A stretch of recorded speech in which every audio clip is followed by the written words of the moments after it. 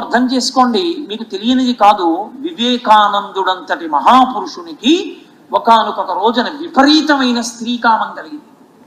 ఆయన తాళలేకపోయాడు.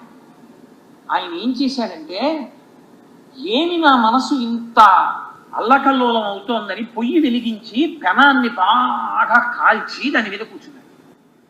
ఆ అగ్నిహోత్రం అంటుకునేటప్పటికి పృష్ఠభాగానికి కాలి బొబ్బలెక్కి ఎంత బాధతో తల్లడిల్లిపోయారు.